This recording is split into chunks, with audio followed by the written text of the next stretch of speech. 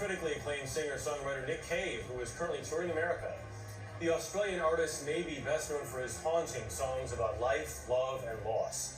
But in his latest best-selling book, Faith, Hope, and Carnage, Cave explores those topics through strikingly candid conversations.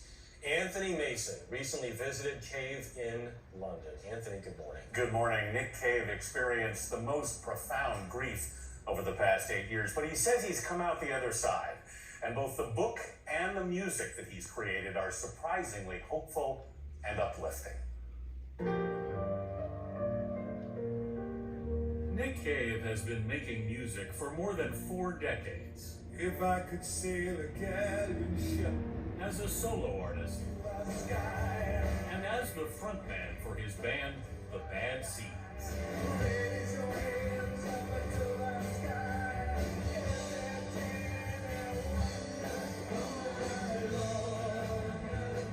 He's also an actor, an author, even a ceramicist.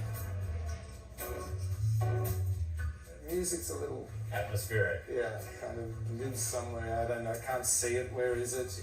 But this is this little thing that sits on the mantelpiece. You know? At one point, you said about Faith, Hope, and Carnage, Cave's latest book, grew out of conversations he had with journalist Sean O'Hagan during the pandemic. I think that the utility of religion very much is the thing that can guide you out of some very dark times. Cave went through some of the darkest 8 years ago when his son Arthur died after falling from a cliff. He was 15. In the book, Cave lays bare his grief.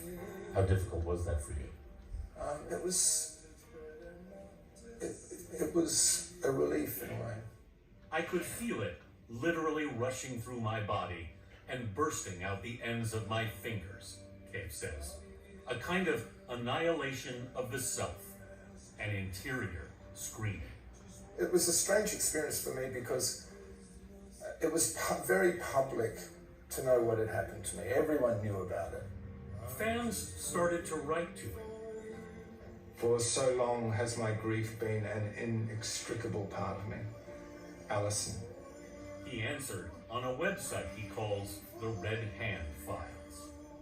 Did you feel the need to speak? Yeah. You did? Yeah, I just didn't know how to talk about things, and I didn't know how to articulate my loss, and I basically learned that through writing the Red Hand Files. You said that fans, in effect, saved your life?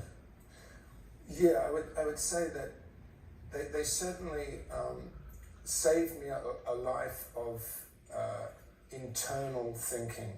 I'm curious what role music played for you in this. Music for me, and especially songwriting, is a kind of abstract way of articulating loss. Music has that extraordinary potential of taking extremely complex things and sort of packaging it in a universal language that we can all kind of understand.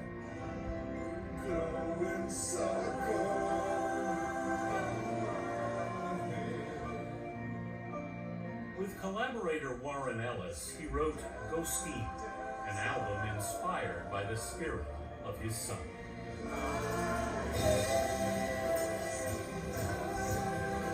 It felt like these songs were sort of reaching towards him in some way.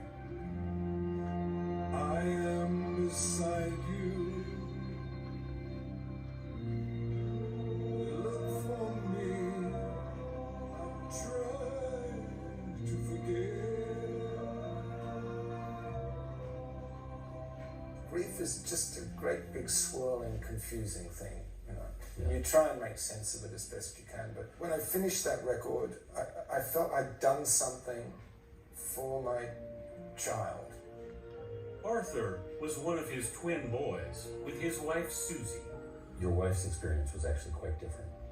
I think that mothers who've lost children, it's a different thing. It's like a circle of hell reserved for mothers who've lost children. It's complex and primal.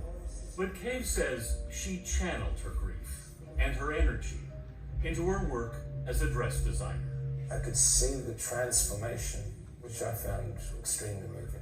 The words you use in the book are that a strange, reckless power came out of your grief. Yeah. What was that power? It's simply that it doesn't matter what happens next. The worst has happened, or at least it seems to you at the time the worst has happened. Yeah. It actually may not be that the worst has happened, I'm sorry to say. Last year, the worst happened again. His son Jethro, by an earlier relationship, died at 31. It was very, very difficult, Dad. It was very, very difficult. I think that sense of loss makes us the sort of soulful people that we can be, that we are not when we're young. You feel like a different person. Yeah. I think after Arthur died, after Jethro died, after my mother died, these things make you love people and humanity and value people and understand the sort of fragile nature of people. It's made me kind of love the world more. For Cave, creation became an act of defiance. When I started to do concerts and go on stage, I was sort of stepping into the regard or the love of my audience, and I felt that I needed to give something back. Music becomes a healing force anyway. Yes. It's one of the last things we have left, really, that actively attempts to, rehabilitate the world in some kind of way.